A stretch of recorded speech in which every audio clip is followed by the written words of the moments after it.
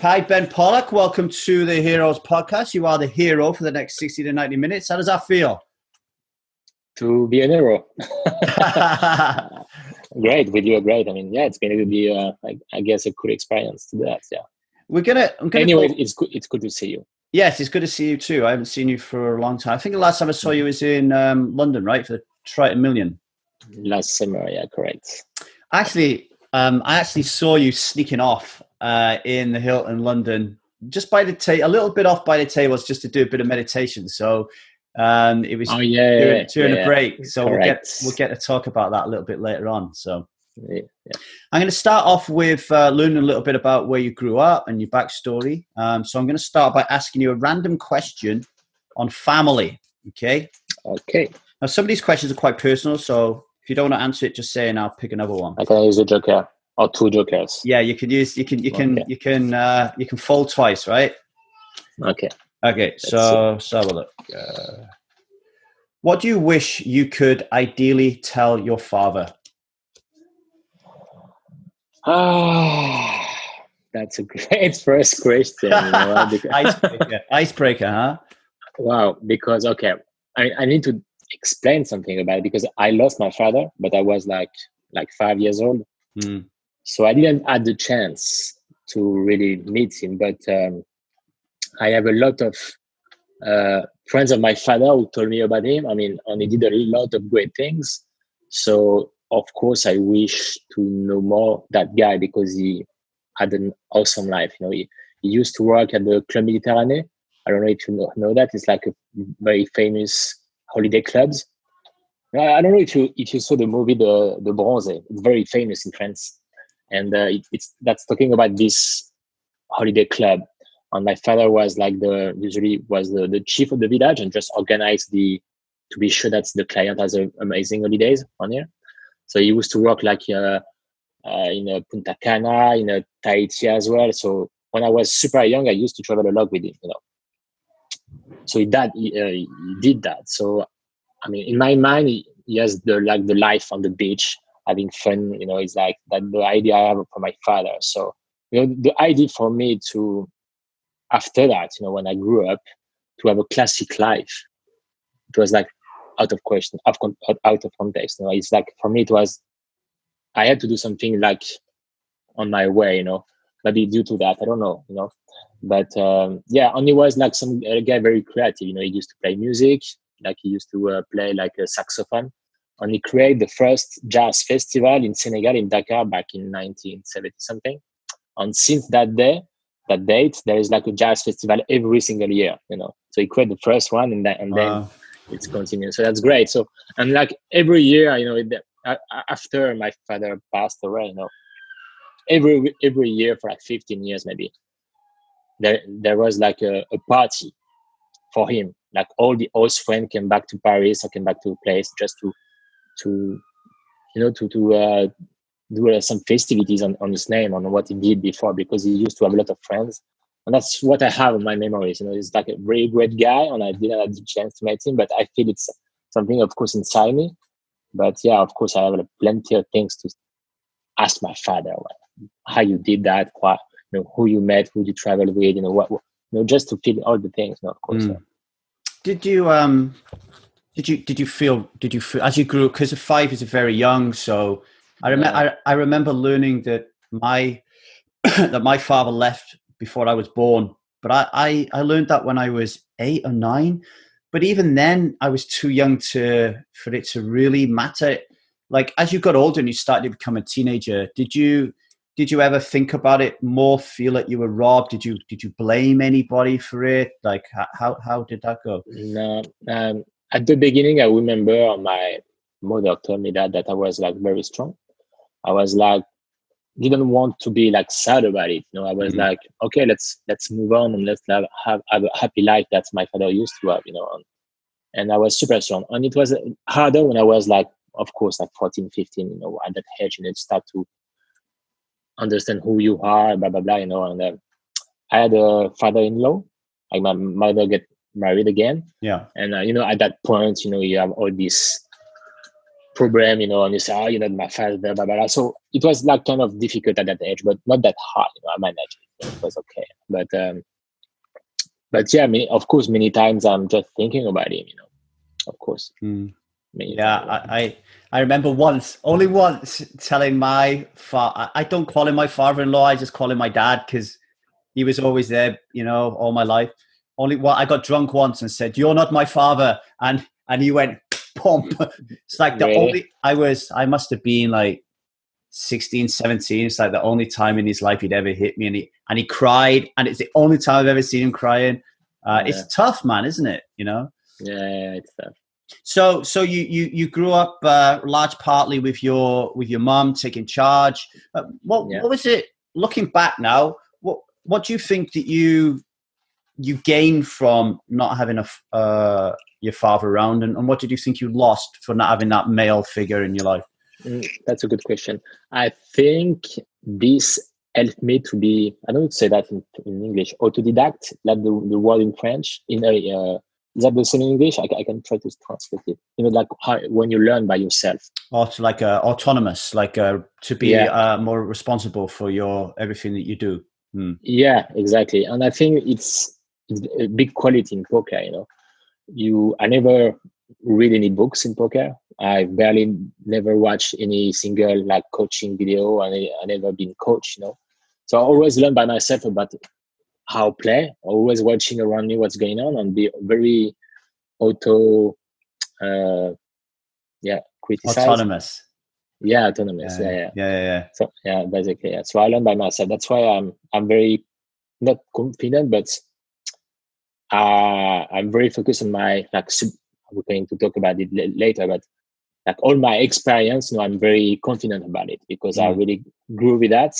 So when you meditate, you try to just be aware of that and just more, focus on your own experience and your subconscious and be ready to use it for your decision.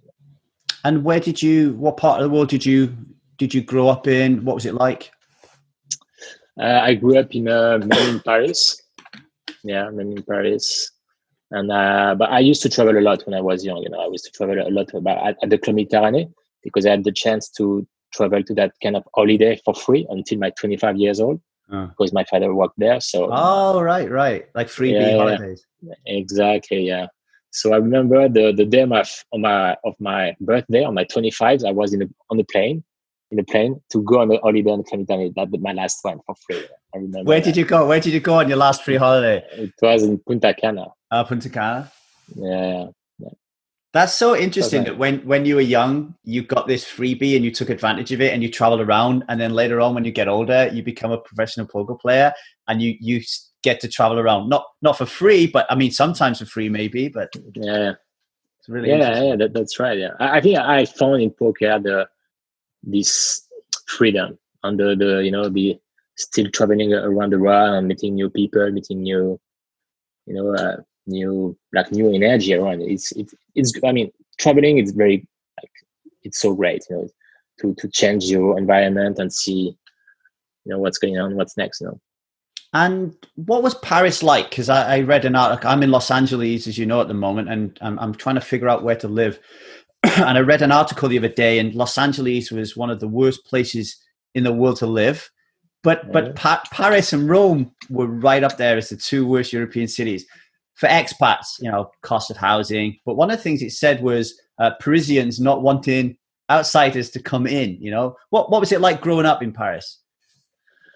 I mean, I have a lot of great souvenir about that, but because I knew only Paris, if I had the chance to have 1,000 lives and see how it would be in different cities, maybe I would say Paris, maybe not, but because it's, when you grow up, that's your only environment you have. You're just taking the best of it, making some friends, you just enjoy what you have, not comparing what should be on the other city, But as you say, when you grow up, you have different opportunities, so now you can change, can choose. And I just read something recently saying more option you have, less likely going to be happy about what you choose. Right. Because you have so many options. That's the reason. When you like a kid, you don't have any option. you are in the mama house, but you're very happy about where you are because that's the only option you have. So that's cool, you know. And what type of kid were you? Like describe your bedroom. Close your eyes for a minute and think back to a time when you remember your bedroom as a kid. What kind of posters do you have on the wall? What was it like? I remember I had a lot of, you know, like the small cars to play with. Yeah. I used to enjoy a lot that.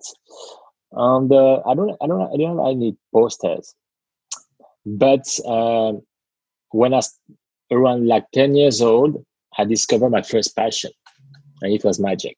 Magic, yeah. And I remember it was like in the Club Mediterranean, in that club holidays, and I met a magician, and I was like, "Who's that guy? What is he doing?"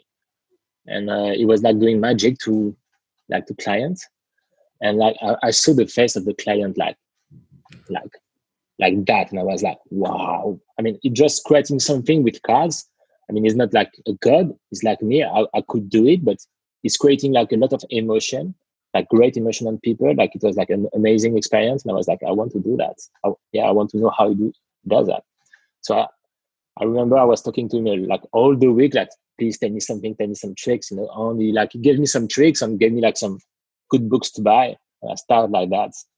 And since my 10, even until today, I'm still doing magic for friends. But back in the days, I was like doing a lot of magic, like a lot. Always cards in my hand, always coins in my hand, trying to do some new, like working on the manipulation. So it was a big part of my life, magic. Yeah, really big part.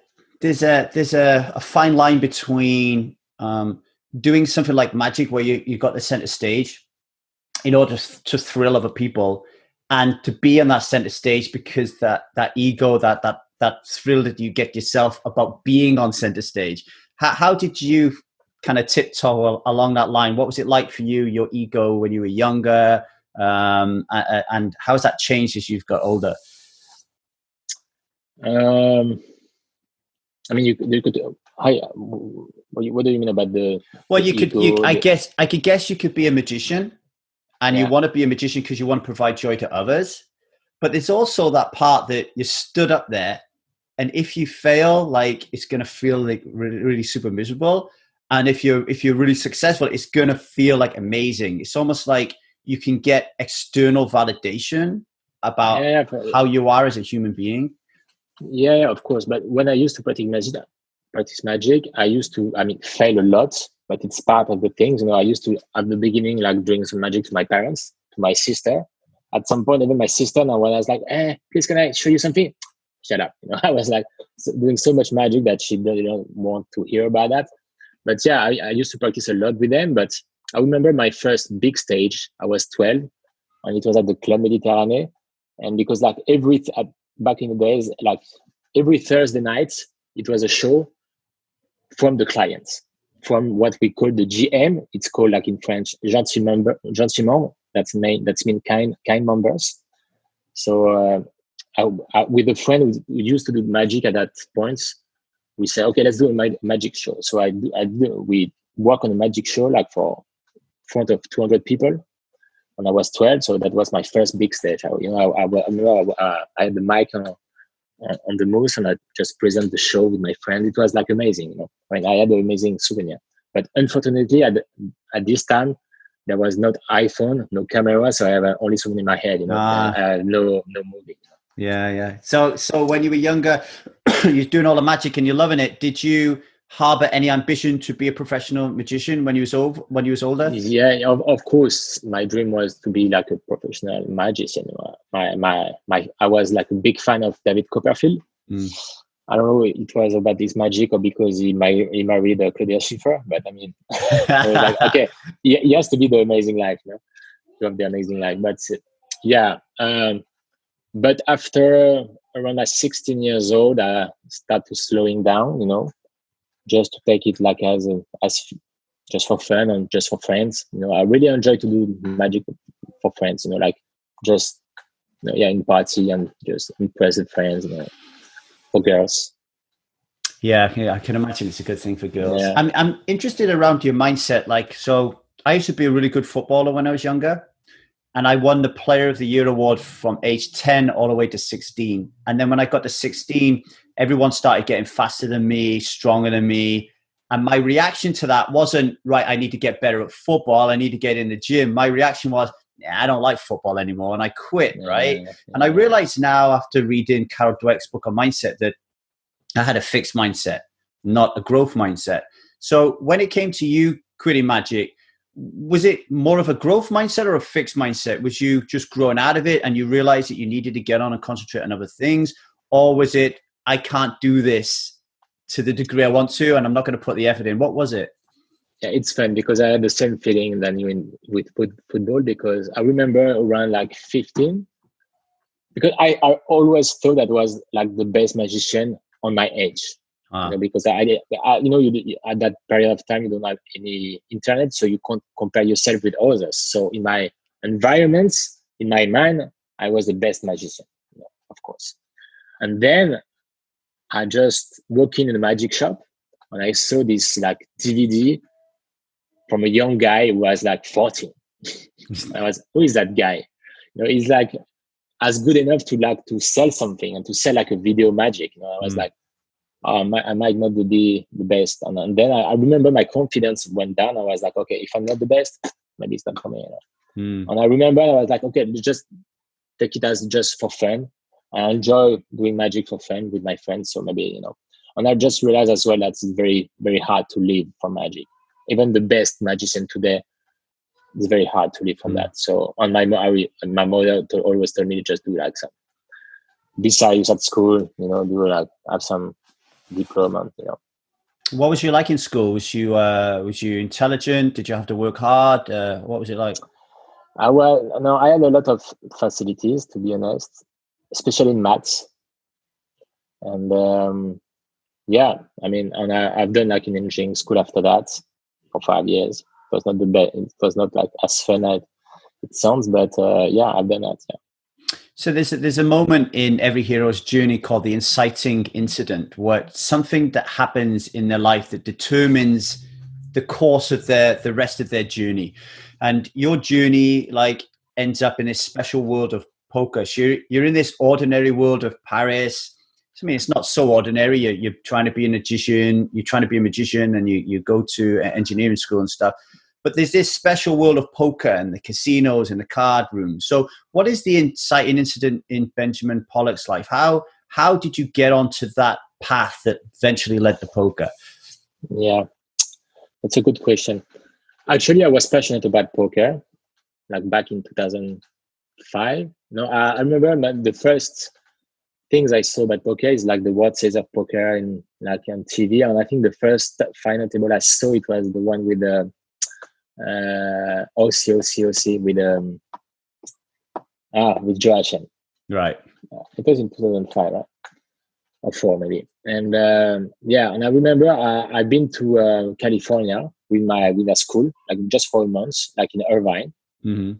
And I remember the day we just landed in California with all my friends. We took a van and we just drive to Vegas. You went to Vegas? Awesome. We went to Vegas with like $200 in the pocket. I was still young. And we like parked the van. It was like just on the parking beyond the M&M's shop. I don't know, in that area. And we used to just like have some nap on the van and then walk around Vegas, and we stayed there maybe 48 hours.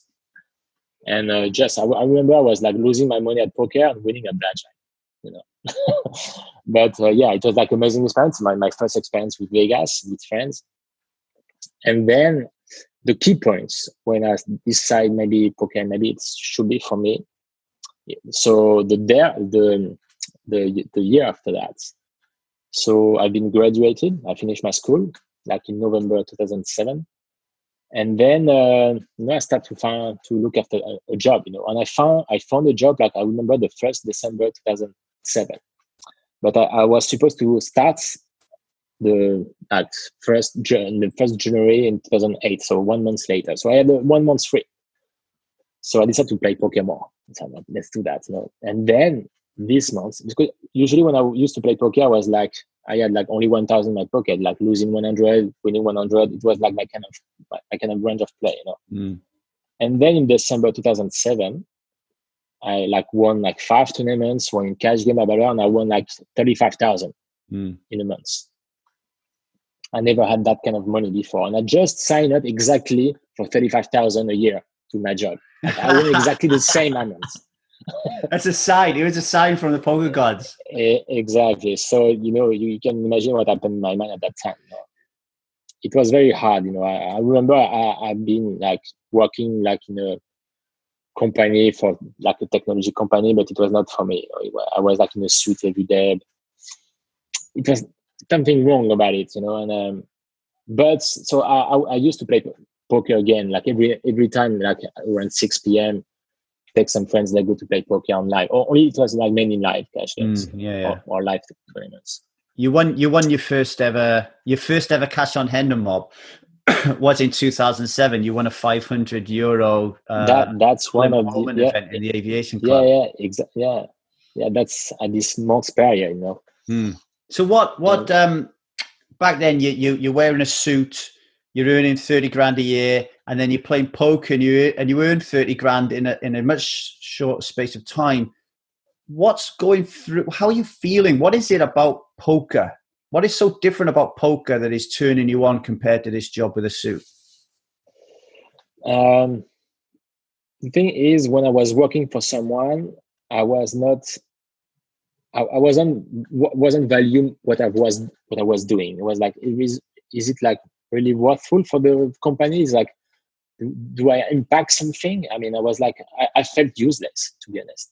After like 5 years of studying, like in a classic engineering school, suddenly you like in a very bottom of the new era of jobs. Like you just like the worthless person in the world. You're the slave. You're the slave. You are exactly, you're a slave.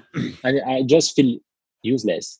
And on the side, in poker, I felt like, wow, I was like winning something. I was like winning like a trophy on winning money, and get excited about that. And I really felt like, I mean, it's a big bet, it's a big challenge, but I felt young at that age. I was like 24, 25. But I mean, today I'm very, how do you say that? I mean, I'm very, I respect a lot all these young players today at age of 18, 19, like just jump into poker without any experience. Because I've done that. I was 24, 25. Yeah. I felt young at that age. But yeah, I mean, it's a crazy jump. For sure, it's a crazy jump. But I mean, maybe it's easier when you're very young, because maybe you have nothing to lose. You just, let's try it. Yeah. Let's try for a year or two, but yeah. My boy's 18 now and he lives with his mum, so it would be the ideal chance for him to try it, because if he failed, he's only paying his mum very little rent. He has a roof over his head. It's much harder when you're 20s, you've got a family, and you've got responsibilities. Course, I don't play poker much anymore, but in the summer I went to Vegas to do some work on the Triton Million documentary that we're creating, and I played some cash games. And there's one cash game I was playing, and I hadn't played for like a year, maybe a year and a half, and I was like the king of the table, Like I had position on the most aggressive player on the table. I was like free betting him, taking every pot down, and all of a sudden, I grew like 2 feet extra. I felt cocky. I felt like I was something special. How have you felt like that, and how do you manage to keep your feet on the ground feeling like that? And another question, I guess, have you ever got carried away with that to a negative degree? Yeah, that's a good question. I mean, first, I think I really enjoyed the atmosphere of the poker table, because you can play either with a lawyer, doctors, or even like drug dealer, whatever. You're not at that moment. You're anyone. You're not anymore like a lawyer or whatever. You're just a poker player, and you're sharing this moment. And to compare with where I used to grow up, like in a club Mediterranean, that's exactly the same. Because when you back at this moment, when you go to this kind of holiday, you can meet like CEO or like a plumber or whatever. Everyone is just like a kind members. So everyone at the same stage, at the same level, you can have a dinner with everyone, and everyone is mixed, and everyone is smiling and just having fun to the moment. And I really felt the same things at the poker table. We like every range of person, every people around the world, and you you're just sharing the moments, and I really enjoy that. I really enjoy the moments, And the ego side of it, does that has that ever gotten out of control? No, I always control myself. I think I was, of course, I had a lot of shot of adrenaline, because when you're playing big pot, when you start playing poker, of course, you're not very good at bankroll management, so you're playing always higher than you should. So you have a lot of shot of adrenaline. I remember I was like playing like pot of like 2,000 euros, but I had only like 5,000 maybe euros of bankroll. It's like, but yeah. So I mean, I have a lot of great souvenirs back in the days. There's a part in every story where the hero refuses a call. So a good example is Luke Skywalker. He finds his android, takes it to Ben Kenobi. Ben Kenobi, listens to Princess Leia, asks for their help, and he turns to Luke and says, "You're going to help us?" And Luke's like, "No, I'm not. I'm not going to space. I'm a farmer." And then so he turns it down, and then he goes back to the farm, and his parents are killed, and he gets that rage, and then he goes with Obi-Wan Kenobi. Right? Was there a time on your journey where you refused a call, where the poker gods are saying, Ben, you need to be a professional poker player, and you want to do it, but something stops you? Did you ever have that moment? Yeah, I mean, there is a year. I mean, it was not that far away. I mean, it was like back in 2016. I was like a poker pro like for almost like 8 years, and I remember like in 2016 was like one of my worst year ever in poker. I was like losing a lot, like losing every time I was traveling. Even in my personal life was like very bad. I was like, my relationship with my ex-girlfriend went down. At the end of the year, I broke up. Everything went wrong at that period of time. And I almost like I was losing maybe 80% of my bankroll at that period of time.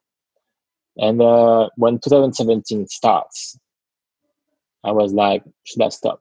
Because I was not enjoying anymore. It was part of the thing, because in 2016, I mean, there is a story behind that.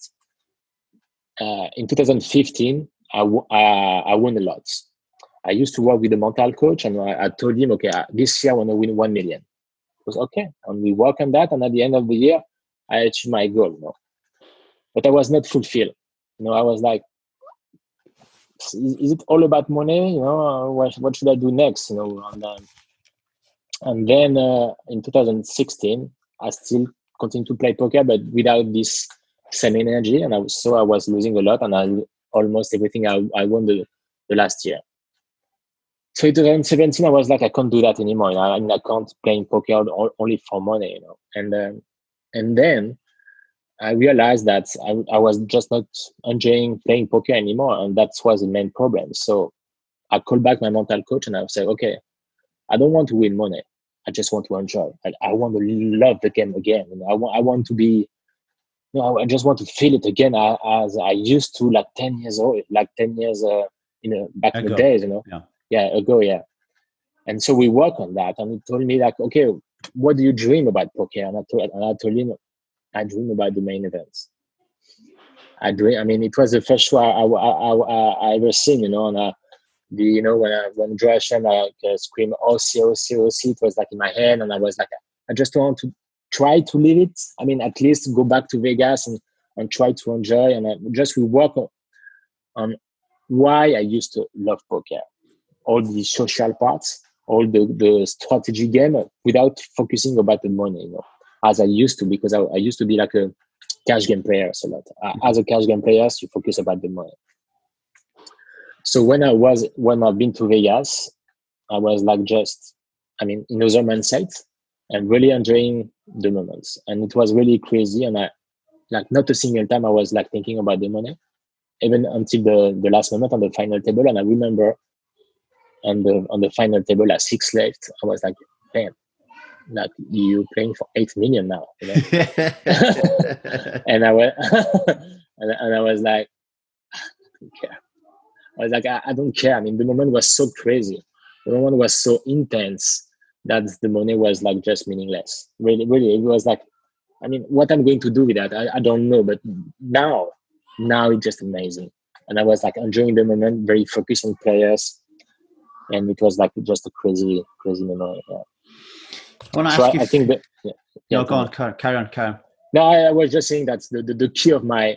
I think the key of my success was just love, and really enjoy. Really try to enjoy, and because the money come and goes, and it's really meaningless, and just try to enjoy the people you've meeting around the table, and try be focused on the moment.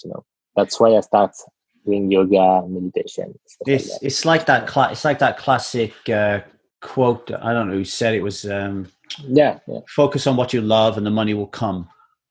Yeah, I mean, yeah. Of course, my what I lived is very classic. I mean, the experience I had, is just have a big click about something, you just start to really enjoy, because when you enjoy something, people feel it, and you're just creating like a good environment around you, and usually, it's very easier for you to meet your success and meet your goal. Well, it's like you said when you was on that stage at 12 years of age as a young magician. Like that's probably one of your highlights of your life, and you can't see it back. All you've got is your memory, and no amount of money is going to replace that memory. And I imagine the run in a main event to get third was it? Like that is a memory that is always going to be. Nothing is going to change that. It's almost like you could leave the earth tomorrow. Life would be pretty okay. All right, 2 extra stops, you might have been even happier, but what a run, right? Yeah, very well. So when you're in 2016 and you're thinking about packing it in, what was your plan? So I'm assuming as you're thinking about maybe leaving, you're also thinking, well, if I do leave, how am I going to make an income? You live in London; it's not a cheap city. But what was you thinking about? I was thinking maybe do some real estate, like invest some money. The little money I had left at that period of time, and I was like, okay, let's do that. But it was not exciting. It was like I'm going to invest money, win some money, but what's going to be my daily life? I was like enjoying poker, but because it's very intense, and so everything else could like smell very fad in French. Well, I don't know what the word in English, but like they smell like not intense. I mean, I think you get the point. Yeah. But so I was like, I mean, that's one of the reasons I wanted to fall in love again with the game, because that's the point. Enjoy the moment, enjoy the process, and enjoy your journey. And I was like, okay. I mean, I used to love the game. That's why I used to enjoy, but let's get back at it. Let's get back at it. In 2016, when you was getting slammed, give the audience a little bit of a flavor of that. What stakes were you playing? What kind of money were you losing? I was losing basically every time I was traveling. It was like I was losing 100,000, 200,000. Like it was like I was playing big stakes, like 50, 100, 100, 200 cash games on big tournaments as well, like 25K tournaments. I played in 2016 100K tournaments. I sold some piece of action. I was, of course, but I was playing big for my bankroll. I mean, I don't think I really had. I mean, I was very conscious about bankroll management. I think I never. But I never, like when I was like playing the 25K tournaments, of course, a shot, but I was not grinding every big high stakes. But on 2016, there wasn't as much of high stakes than today. Yeah. Because today is crazy. Today's crazy. You can lose 5 million a year. I mean, it's possible. Yeah. I mean, it's a big number. I will say 2 million in a year, easy. Playing high stakes tournaments. So back in 16, were you playing on your own money or was you backed in some way? Both. I mean, when I was like selling, I never sold more than 30%. I was always playing big piece of my action, always. Yeah. So as well as not enjoying it and thinking to yourself, I really don't enjoy this. What is also going in your head in terms of you're seeing your bankroll up here and your net worth, and it's going down, and you know that money is currency in poker. Are you also thinking, hang on a minute, I'm not going to be able to play at the stakes I want to play, or I'm not going to get backed, or what's going on in the business? What's going on in the business side of poker there? You mean what happened in my mind losing that much? Well, I not just feelings, but practically. So I remember, so I've never played at your stakes. I used to play in this weekly game on a Thursday, and I used to smash it. And then I went into this terrible run of luck, couldn't handle my emotions. And all of a sudden, I didn't even have the money to play in the game. So now I've got to get money from a credit card, or I've got to borrow money from a friend. I'm in a situation where my integrity is now, calling into question. So you've got a business. Poker's your business. So how does that affect it? I mean, I was losing a lot, but I wasn't never in danger. I mean, at the end of 2016, at the end of the downswing, I still left like 500,000 or 600,000. Okay. So it's like you can go back from it. You can. So I never was broke really. But I was losing like almost $1 million in that period of time. I mean, I lost 70-80% of my bankroll. So you at the end of 2016, I was like, okay, I can't do the same year, because if I continue like that, like 6 months, I'm out. It's like, right, yeah, I'm out, and then I got to think of getting a job. Yeah, exactly. And when I asked you what you would do if you left poker, you never said get a job. You're like, no, I'll buy some real estate. It's like, how difficult is it to go from poker to like a job? I mean, I was like, okay, maybe something exciting, and I can win some money, maybe robbing the bank. You can have that shot of adrenaline and you can win some money. I mean, I was like always finding my way to win money. But I don't know. I never really been very deep on that question. I was always like thinking about poker. Really, in my mind, there is always poker. It's an option. If you're enjoying the Hero's Journey podcast, then you won't mind me giving our sponsors Run It Once a little bit of love, because without them, this wouldn't be happening, right? So in between challenging every single person in the universe to a high stakes heads up match, Phil Galfond actually manages to lead an extraordinary group of personnel behind the starship Run It Once Poker. It's an online poker room for players, created by players. And if you head to once.run/hero play today, then you can pick up a 100% welcome bonus up to a ceiling of €600. Now, there are two elements to this deposit bonus that make me want to take the money that I'm getting paid for this and put it right back into Rio. First, it never expires as long as you play one hand every 30 days. And second, all of your deposits during your first 30 days count towards the bonus. So what are you waiting for? Head over to once.run/hero play today and sign up to get that welcome bonus. Okay, so Run It Once is one of the most talked about training sites this side of Uranus. And as an ardent supporter of this show, they're giving you the opportunity to learn from some of the best players in the world with 2 brand spanking new training videos added daily. Yes, daily, folks. All you have to do is sign up through once.run/hero learn. And if you do that today, you'll also get access to 3 elite videos, including one from the Tom Bradley of poker himself, Mr. Phil Galfond. Back now to Benjamin Pollak. So you talked about I think you said mindset coach. Yeah. 2 questions. Who was the coach that helped you during that period? And what other influential mentors would you say have helped you throughout your life? Okay. I work with different coaches. But the main one was Pierre Gauthier, the French.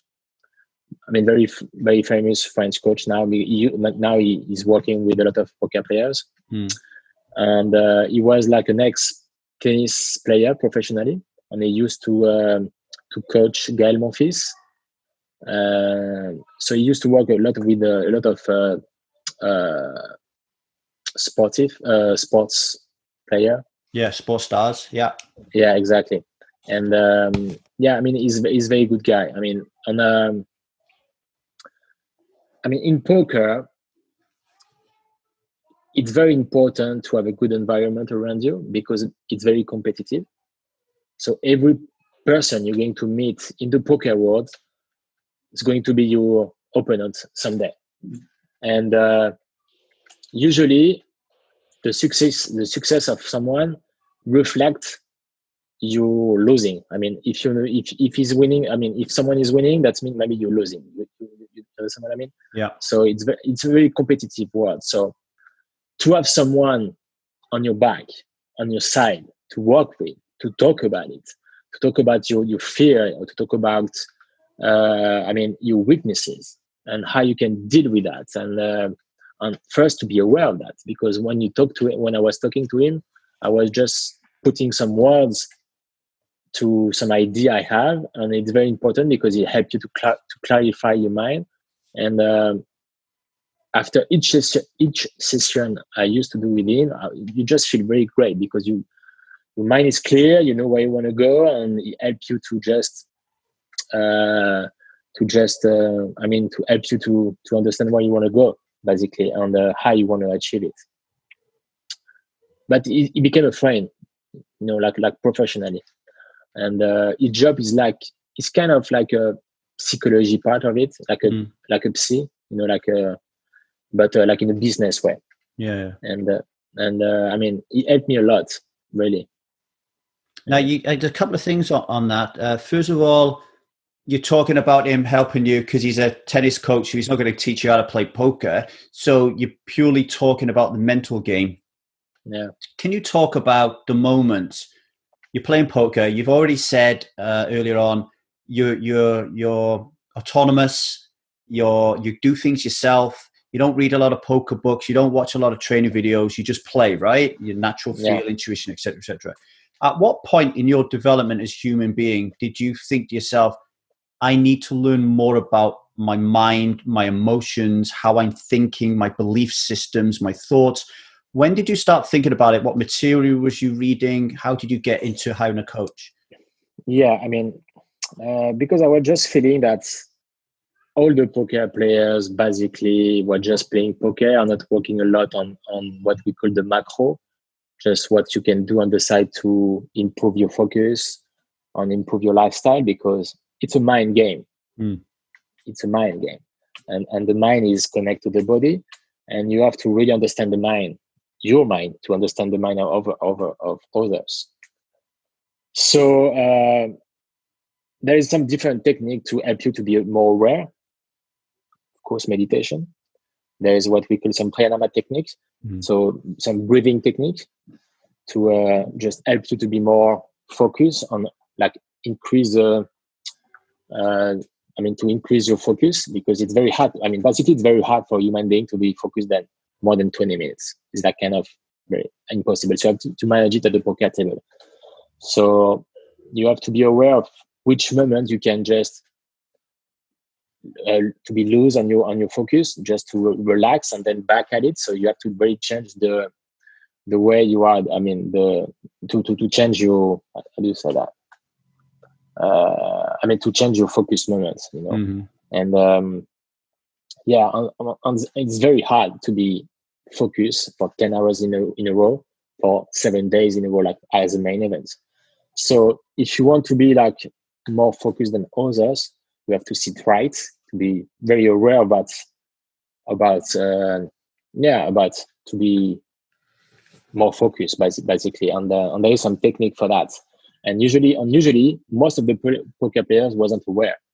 It just recently that poker player went deep into meditation, back in shape, really to be aware that maybe it's important to increase this edge, because it's basically the main edge you can have. It's not about the decision you're going to take.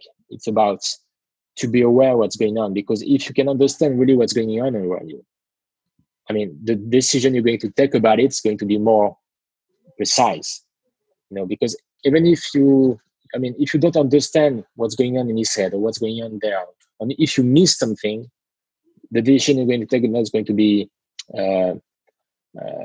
it's not going to be as good as it's supposed to.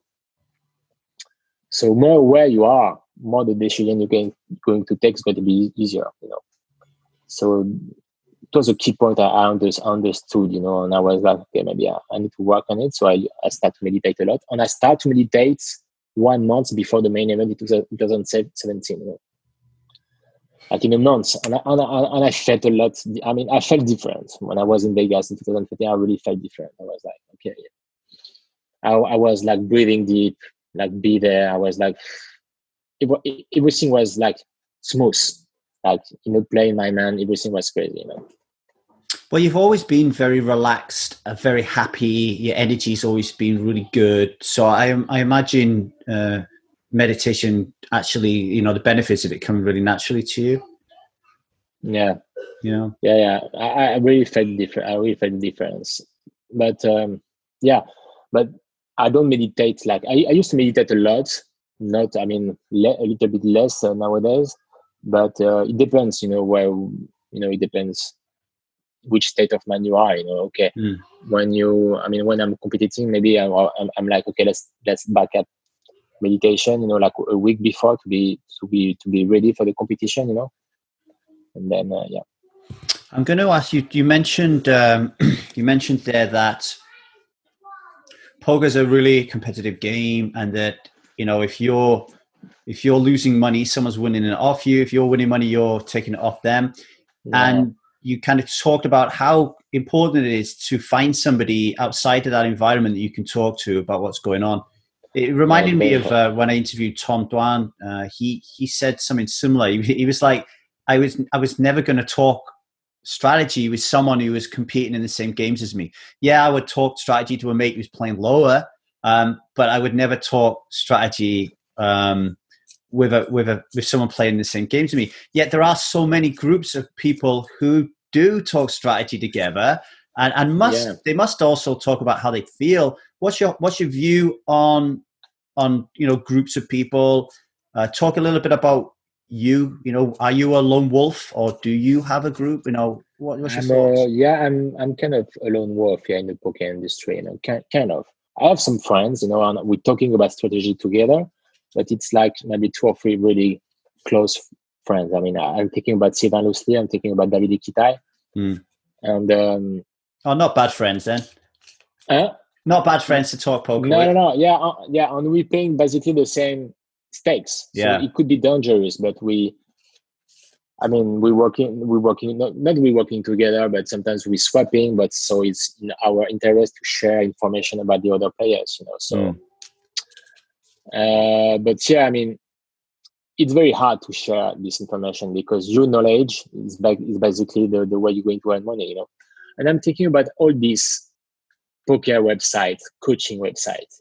It's very great. Basically, it's very great to learn to say to players, to say to people, look, that's how you could improve poker. But in poker, that's why you're supposed to play.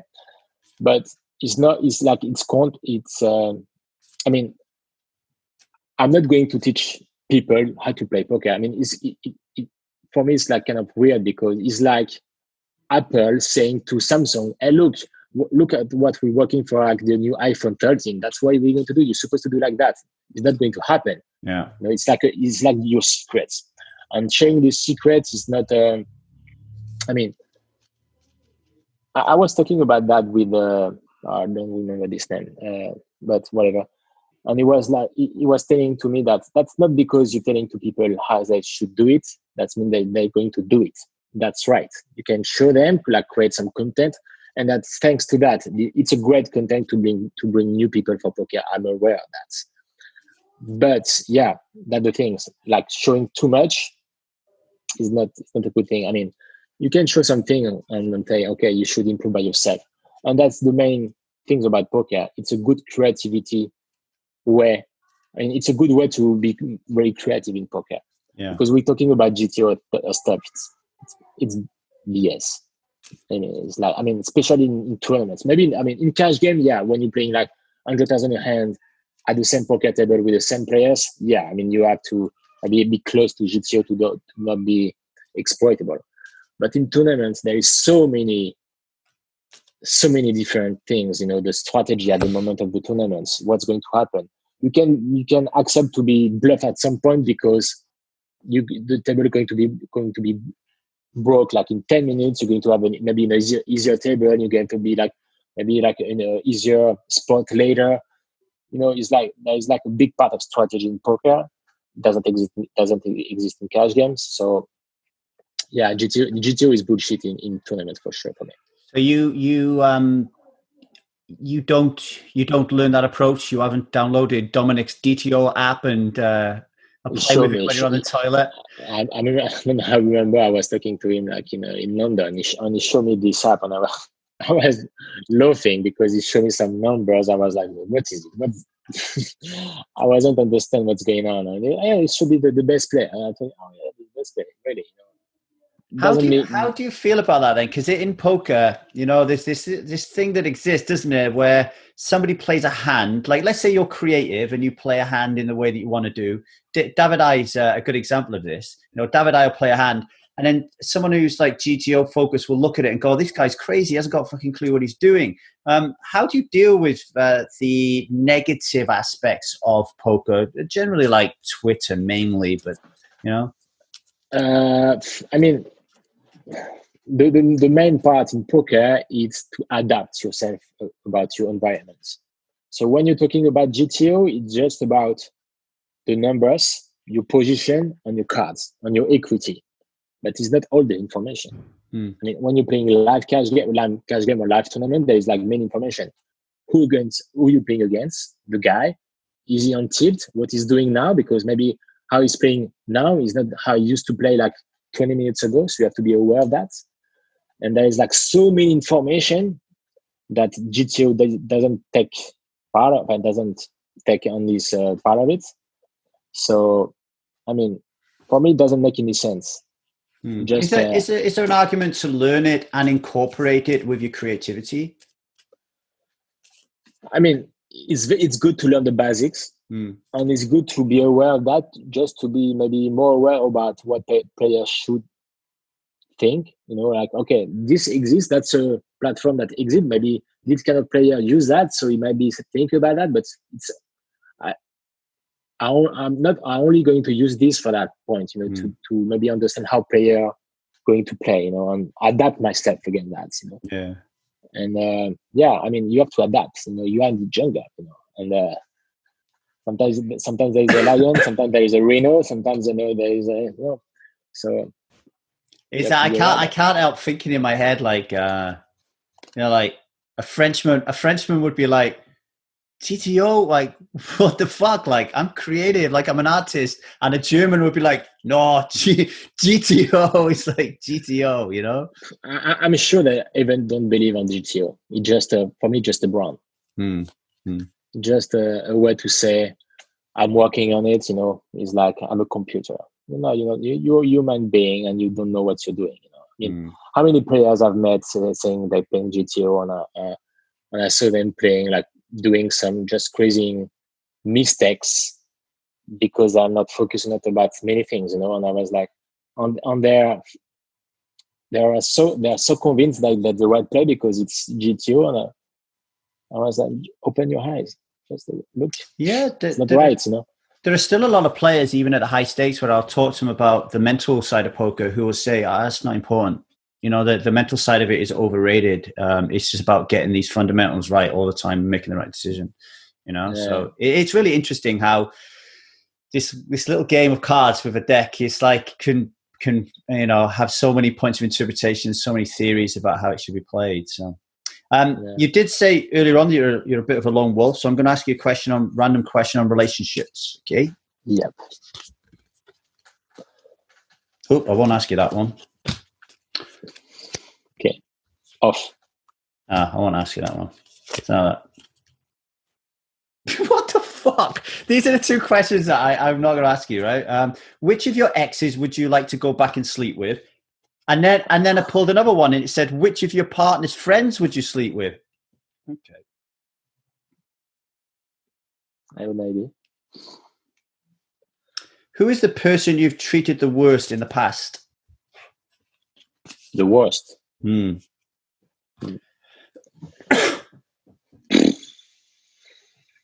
mean, the last 3 years I was like kind of single. because I broke up with my ex-girlfriend, and then I had some time to recover about that. So I met some girls who just helped me to don't think about my ex. So maybe I was not the best gentleman ever, and I'm sorry about that. They watch this video, I'm sure they're not. But rebound Ben.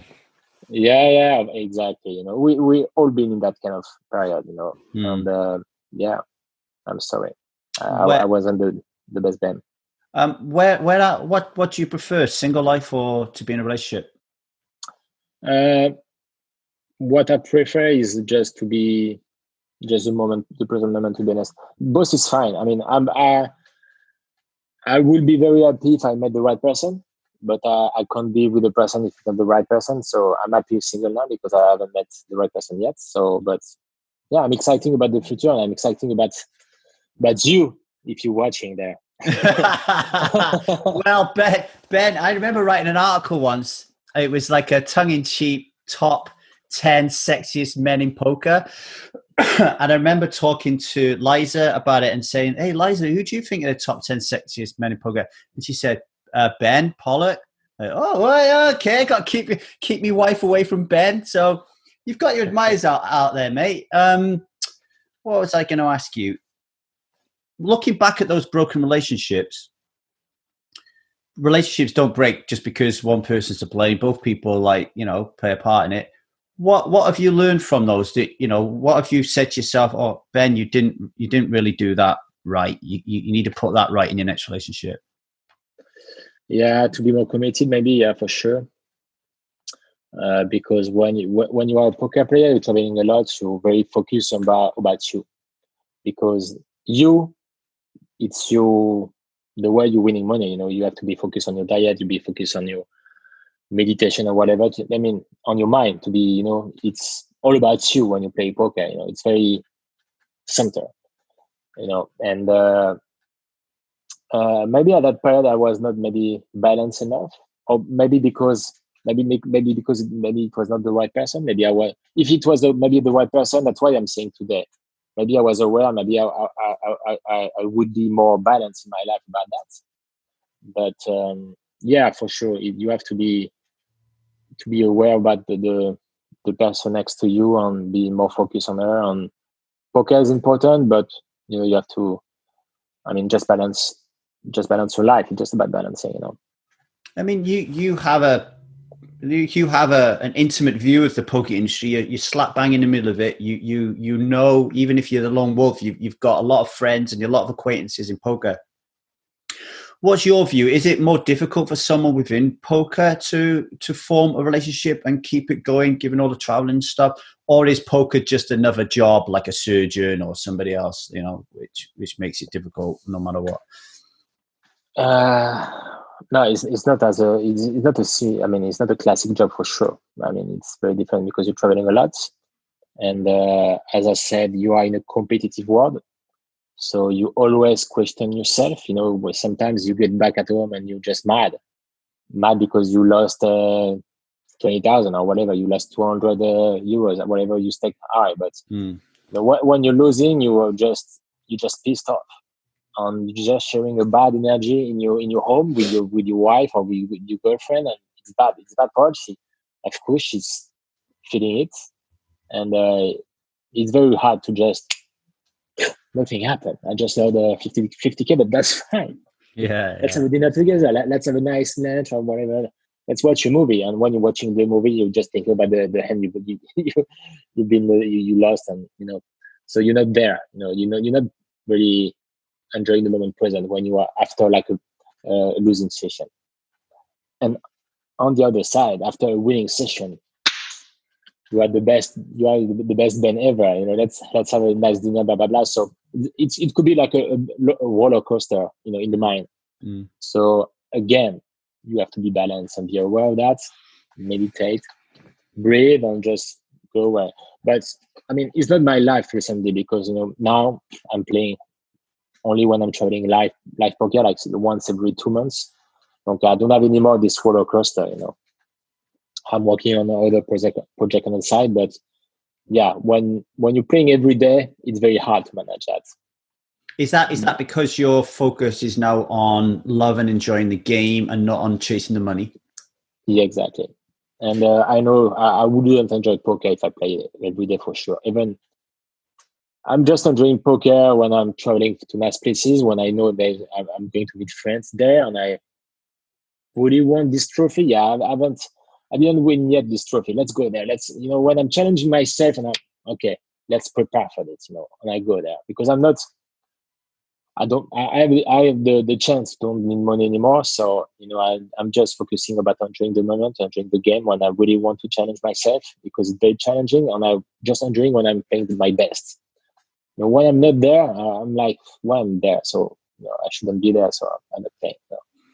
So when we first met, I was working on the World Poker Tour, and you were just flitting in and out of tournaments really because you was a cash game player. But you kept making final tables and coming up short. What was it feeling like back then? Because I think you made something like three. You made like 3 World Poker Tour final tables, and you finished like fourth, second. Yeah. You made an EPT final table. You finished 5th. What was that like? Was it what was it like? To not win. To not win. To come so close. I mean, yeah, of course it's frustrating, but it's part of the game, and sometimes I was like, I don't have a chance. It's just I'm not lucky. At some point I was like, I'm not lucky, but it's not the case. I mean, I think it's just something. It just you have to just put some volume. If you want to win something, you have to play maybe 10 times or 20 times the final table, and maybe at some point you're going to reach it and you're going to take this down. And when you finish 3rd of the main event in Las Vegas, you can't complain about the luck for your life. Yeah. You can't say when you're losing a flip at the poker table, you can't say I'm not lucky, because even the players around you going to think, finally he's losing a flip. Finally, yeah. This guy. No, but I lost a lot of flip in my life for sure. But you can't complain. So you get 3rd, and then you go on this massive run. And I see this a lot actually. The stats show this that people who win the main event or get close to it, the heat doesn't stop. It kind of picks up, and they do really well afterwards. I want to talk to you a little bit about what happened after that. I mean, you were playing in high roll events leading up to that anyway. A little bit, you were flitting in and out and playing in 25Ks, like you say, into 1500s. But then you started winning them, right?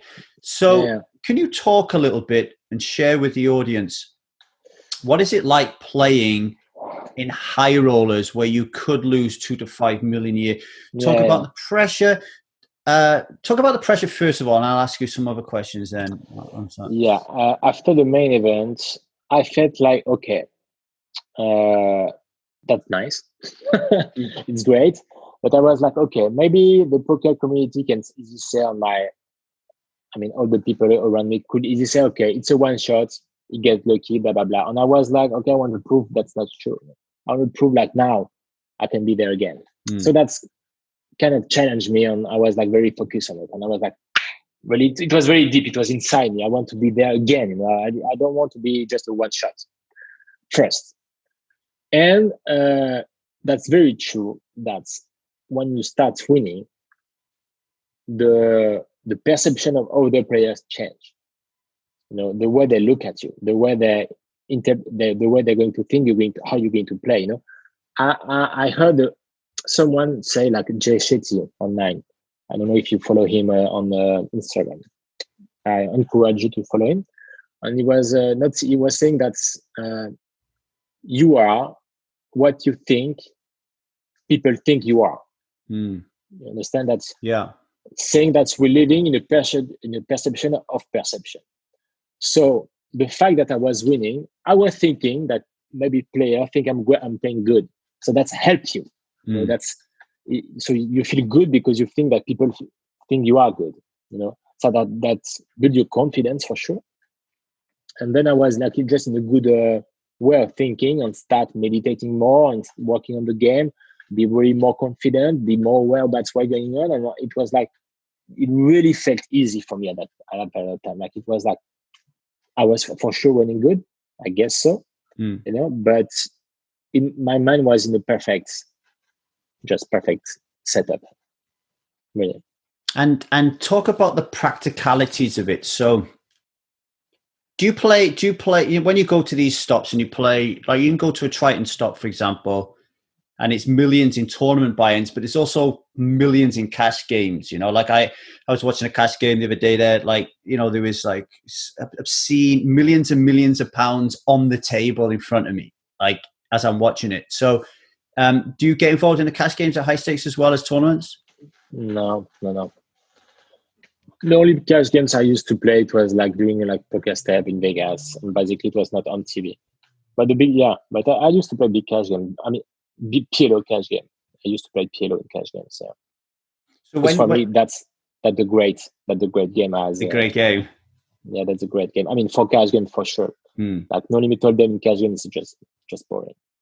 So when you start playing more high stakes, when you look at that scene now as it exists, your Tritons, your million high rollers, your EPT high rollers, do you have to be in a backing group at that stage in order to handle it financially, or can you go alone?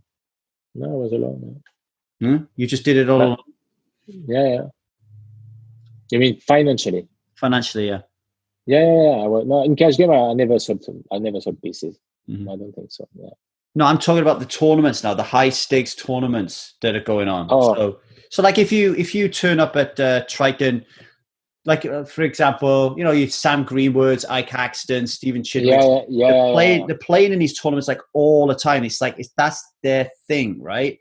So with £1 million swings, do you have to have some kind of financial backing? That's why I'm not paying all of them, because you have to sell some action and you have to swap a lot to not lose straight $1 million. You have to have some pieces of other players who run good at the moment. You're not running good, But because I'm most of my friends not playing this kind of tournament, I'm kind of alone. The wolf, like the alone wolf. But and on recently the last 6 months I wasn't really running good that high stakes.